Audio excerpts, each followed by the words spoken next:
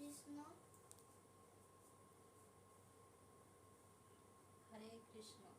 সবাইকে নমস্কার। কে কোথা থেকে দেখছেন সবাই একটু জানাবেন প্লিজ। আজ আমাদের একসাথে হাতে হাত রেখে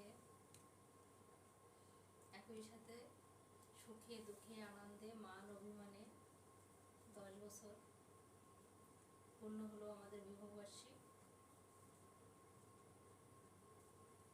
আমরা যেন সারা জীবন এভাবে একে অপরের পাশে থেকে একে অপরের অনুপ্রেরণা হয়ে দুজন দুজনের পাশে থাকতে পারি। সৃষ্টিকর্তার কাছে শুধু একটাই প্রার্থনা, আপনাদের কাছেও সবার কাছে আশীর্বাদ চাই। সবাই আমাদের জন্য একটু আশীর্বাদ করবেন।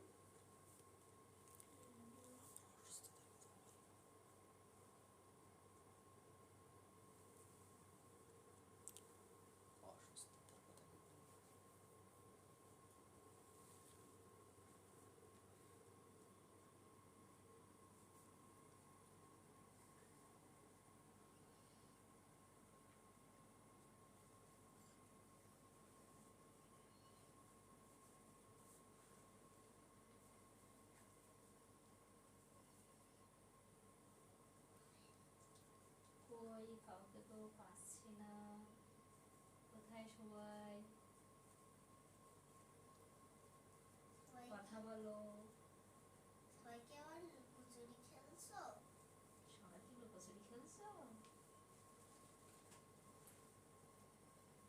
বলো, সবাই কি লুকোচুরি খেলছো তোমরা আমাদের সাথে?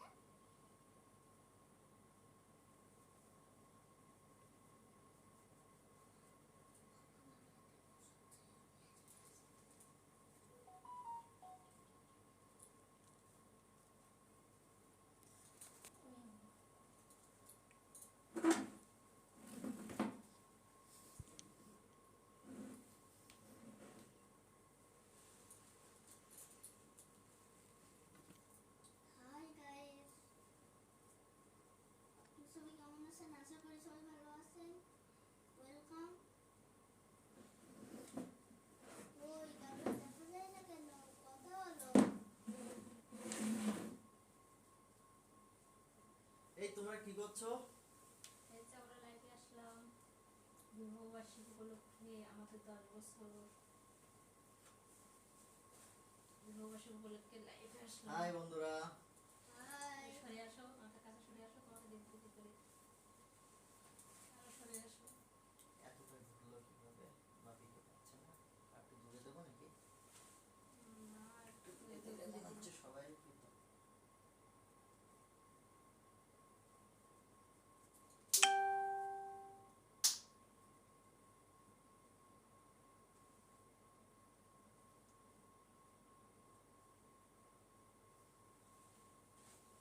বাপিকে পাচ্ছে না। তো ওইদিক সরে গেছিস না।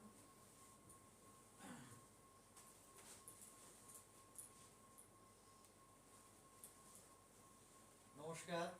নমস্কার। আজ আমি প্রথমবার লাইভে আসলাম। আমাদের 10 বছর বিবাহ বন্ধনে আবদ্ধ হয়েছি আমরা। তা আপনারা আশীর্বাদ করবেন যে আমার বাকি জীবনটা যেন আমার এই ছোট্ট ফ্যামিলিকে নিয়ে, আমার মা নাই, আমার বাবাকে নিয়ে যেন সুখে শান্তিতে সারা জীবন থাকতে পারি। আর আমার আর ছোট্ট চাওয়া এই যে আপনাদের কাছে আশীর্বাদ এটাই চাই যে আপনারা যেন আমার বাচ্চাটাকে বেশি করে আশীর্বাদ করুন যাতে 10-এর একজন হতে পারে।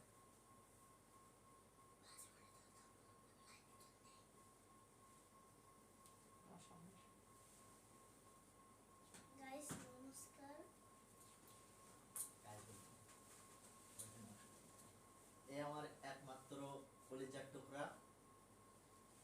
ওর বয়স 6 বছর প্লাস, এখনো 7 বছরও হয়নি।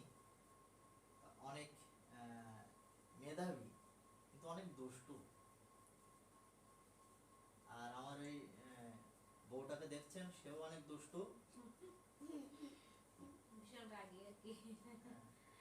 মানে হুমচিকালি অনেক সময় অনেক কিছু রাগঝাগ করে দেয়। তারপরেও বুঝি বুঝি যে ভালোবাসলে আসলে হয়তোবা একটু রাগজাগ থাকলে ভালোবাসা অভিমানটা থাকলে ভালোবাসাটা বেশি জমে। আসলে আমার তো বেশ ভালোই লাগে, মাঝে মাঝে আমি গোপাল ভাঁড়ের মতো গোপাল ভাঁড়ের বউর যেমন খোঁচা দেয় এরকম খোঁচা দিয়ে দেখি সে আসলে কতটা রাগ করে, আবার দেখি যে তো কতটা রাগ করলো, না হলে আর একটু খোঁচা দিই, একটু বেশি করে রাগ করে, ভালোই লাগে আমার আর কি।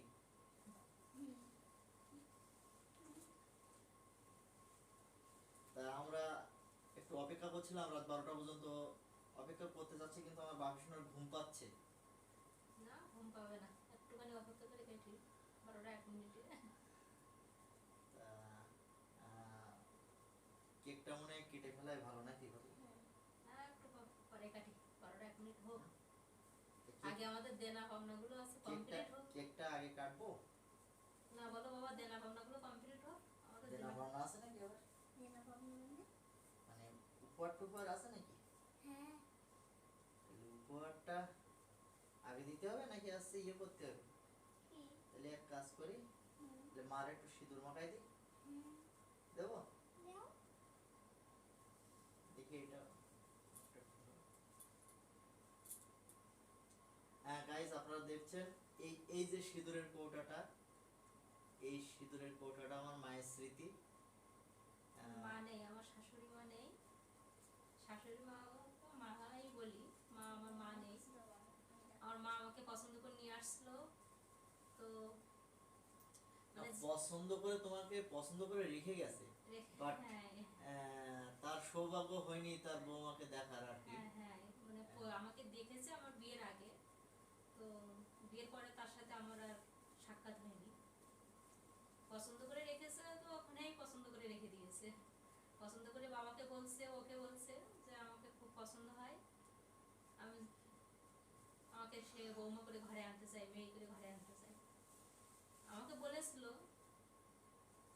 তো আমি তখন বুঝতে পারিনি, যদি বুঝতে পারতাম তাহলে হয়তো তাকে একবার মা বলে রেখে নিতাম, কিন্তু মা বলে ডাকা সৌভাগ্যটা হয়নি।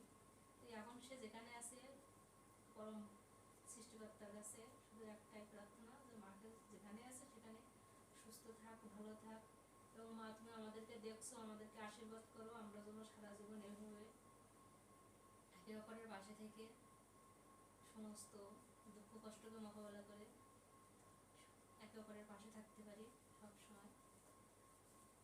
মার উদ্দেশ্যে শুধু এইটুকুই বলা যে তুমি আমাদেরকে আশীর্বাদ করো। আমার স্বামীর তো আর কেউ নেই, আছে একজন বোন, তো বোনটা অনেক দূরে থেকে কলকাতায়, আর এখানে আমার বাপের বাড়ির মানুষ এই আছে। আমার ভাইয়ের কথা বলতে কান্না করে দিয়েছে, মার কথা মনে পড়লে কান্না করে দিই। যাই হোক, যেটা বলছিলাম, এই সিঁদুরের কৌটাটা মায়ের স্মৃতি হিসেবে আমি তাকে দিয়েছিলাম, তা সে সেটা যত্ন করে রেখেছে, এটাই আমার পরম পাওয়া। তা আমি এখন সেই সিঁদুর দানি থেকে আসলে একটু এক চিমটি সিঁদুর তার স্মৃতিতে দিয়ে দিতে চাই, এবং দিতে চাচ্ছি এবং দিব।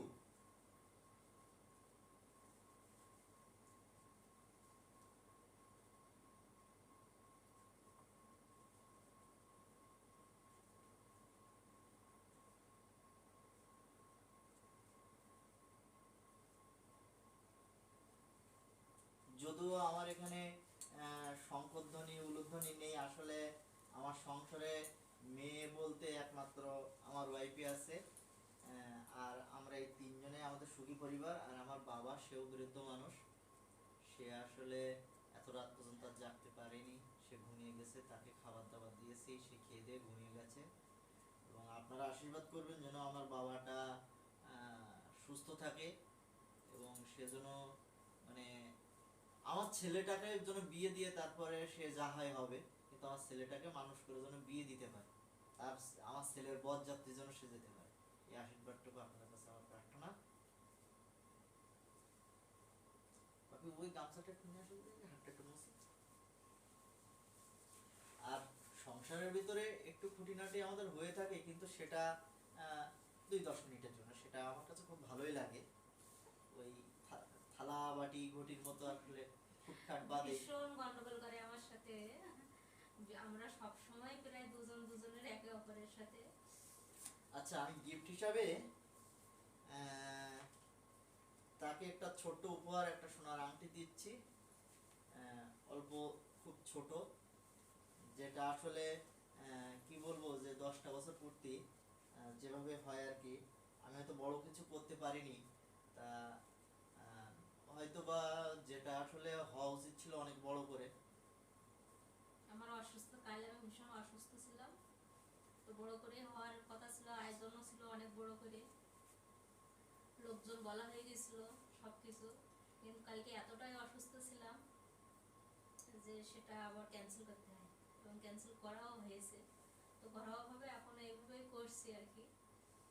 কালকে খুব অসুস্থ ছিলাম, ভীষণ অসুস্থ ছিলাম, সৃষ্টিকর্তার অশেষ কৃপায় আবার সুস্থ হয়ে গেছি, আপনাদের আশীর্বাদেও সুস্থ হয়ে গেছি। আচ্ছা, দেখি তোমার হাতটা।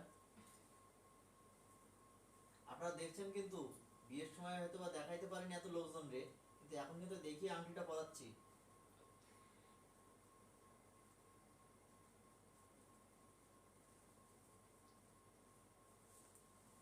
এই যে guys, মাঝখানের আঙুলের আংটিটা দিয়েছে আমাকে উপহার হিসেবে গিফট। 10 বছর আমাদের বিবাহ বার্ষিকী, এই 10 বছর পূর্ণ হলো। তো 10 বছরে এই গিফটটা, প্রত্যেক বছর একটা করে গিফট পাই, তো এবছর একটু কমের মধ্যেই পেয়েছি। গিফট তো এখনো আছে, তাই না বাপি? দেখি লাস্ট অব্দি কি আছে। কয় বছর? 10 বছর। তা আমি কি উপহার দেব, আমিও ছোটখাটো একটা উপহার তৈরি করে রেখেছি। গাইজদের বলো, দেখে তোমাকে একটা মেয়ে দেখে না যে তোমার বিয়ে কেউ দেয় কিনা, ভাই আমার বিয়ে কেউ দেবে না। আমার ছোট বাবু শোনা বলে যে বাবা তুমি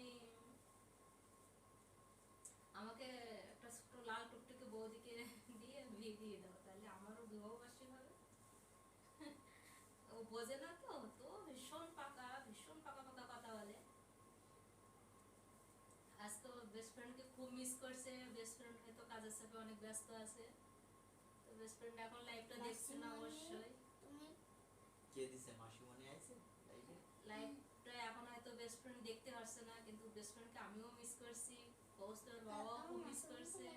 তুমি একটু বলে দাও না, এই তুমি কৌস্তবের বেস্ট ফ্রেন্ড হয়তো কৌস্তবের বেস্ট ফ্রেন্ড কই? কৌস্তবের বেস্ট ফ্রেন্ড তো সে সারাদিন খুব ইয়ে করলো, বিদেশ থেকে। হ্যাঁ, সে বিদেশে মালদ্বীপে থাকে, কিন্তু সে আসলে আমাদের এই বিবাহ বার্ষিকটা দেখার জন্য সে খুব উৎসুক হয়েছিল আর কি, আগ্রহ ছিল তার আগ্রহী বেশি। ছিল। এবং কৌস্তবের বেস্ট ফ্রেন্ডটা আসলে কি বলবো, যে কৌস্তবের অনলাইনে দূর থেকে যোগাযোগ, সে গিফটও আমাদের দিয়েছে আর কি, অনেক দূর থেকে গিফটও পাঠিয়েছে, গিফট দিয়েছে। অনলাইনে আসলে তার বেস্ট ফ্রেন্ড পেয়েছে, এবং বেস্ট ফ্রেন্ড তাকেও পেয়ে খুব খুশি, আমার কৌস্তব সোনার বেস্ট ফ্রেন্ড। এবং সে আজকে আমাদেরকে আবার বিবাহ বার্ষিকী উপলক্ষে একটা গিফট, অনেক দূর থেকে একটা গিফটও পাঠিয়েছে। আমরা গিফটটা গ্রহণ করেছি এবং তাকে অশেষ ধন্যবাদ। সেজন্য আমাদের পাশে, আমার বাপির পাশে সারা জীবনে এমন বন্ধুর মতো থাকতে পারে। সেজন্য আহ, শুধু বন্ধু না, আমি বলবো তার বড় ভাই এবং একজন গার্জেন আকারে যেন তার পাশে থাকে। হ্যাঁ, এটাও আমি চাই। তার বেস্ট ফ্রেন্ডকে উদ্দেশ্য করে এটাই বলছি যে আপনি সব সময় কৌস্তবের পাশে থাকেন, আমাদের পাশে থাকেন, আমরাও আপনার পাশে থাকবো। আজকে এই মানে শুভ দিনে বিবাহবার্ষিকী আপনাকে কথা দিলাম, তো আপনাকে এখন পাচ্ছি না, তো খুব মিস করছি। হয়তো আপনি কাজের পরে লাইভটা দেখবেন, তখন হয়তো আমাদের দেখতে পাবেন, কিন্তু জানি আপনি লাইভটা দেখবেন। তো আমার উপহারটা তোমাকে দিই, এই যে গাইস, আমারও ছোট সামান্য উপহার। 10 বছর পূর্ণ হলো, তো আমিও তৈরি করে রেখেছিলাম, আমি জানি যে আমাকে গিফট দেবে। তো আমার ছোট মানে যতটুকু সামর্থ্য ছিল, সামর্থ্যের মধ্যে থেকে এইটুকু তার জন্য করে রেখেছি, এই যে দিচ্ছি।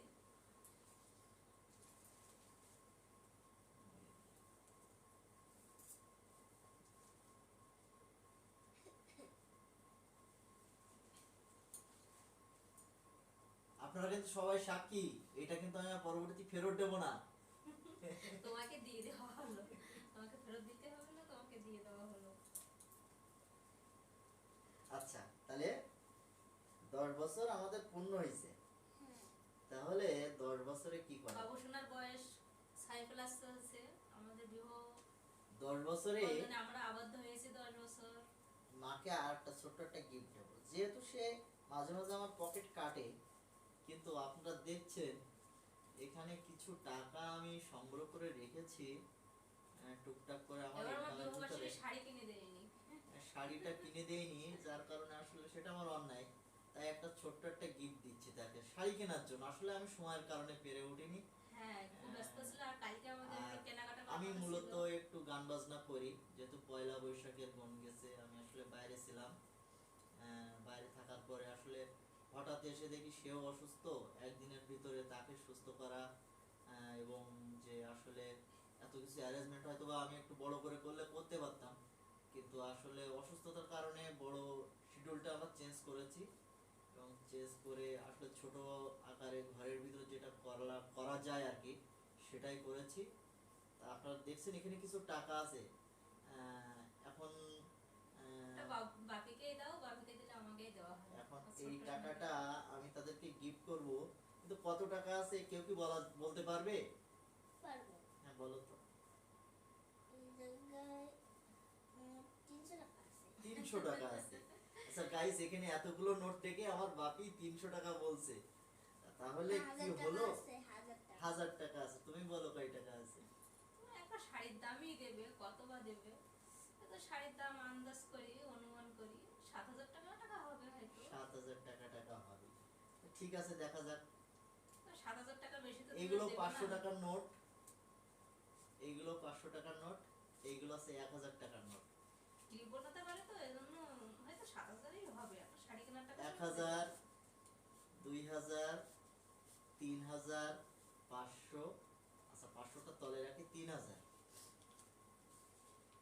এবার 1000 টাকার নোটগুলো গুনছি। 4000, 5000, 6000, 7000, 8000, 9000, 10,000। আমি তাকে শাড়ি কেনার জন্য 10 বছর পূর্তি 10,000 টাকা তাকে ও মাই দিলাম। God, thank you, I love you. আর এই 500 টাকা আছে, এটা আমার বাপিকে দিলাম। এটা পেয়েছি শাড়ি কেনার জন্য, তো এবার শাড়ি কিনে দেয়নি, সোনার জিনিস দিয়েছে, একটা গয়না দিয়েছে। আর শাড়ি কেনার জন্য যে এটা সারপ্রাইজ দেবে তা আমি জানি না, তো আমিও সারপ্রাইজ রাখিনি, তাকেও আমি জামা কিনে দেইনি, কিন্তু আমি আমাকেও হেরে সারপ্রাইজ গেলাম। দিয়েছে। আর অপেক্ষা আমরা না করি, বাপের ঘুম পাচ্ছে, কেকটা কাটি আমরা নাকি? অপেক্ষা করছিলাম আমাদের একজন স্পেশাল মানুষের জন্য, যে সে লাইফে আসে কি, কেক কাটাটা তাকে দেখাবো, কিন্তু সে লাইফে আসছে না। এখনো একটু অপেক্ষা করি তার জন্য, যে আসে কি, একটু গল্প করতে থাকি গাইজদের সাথে। তারপরেও আমরা অপেক্ষা করি একটুখানি সময়, যে আসে কি লাইফ এসে। মাসিমণি, তুমি কি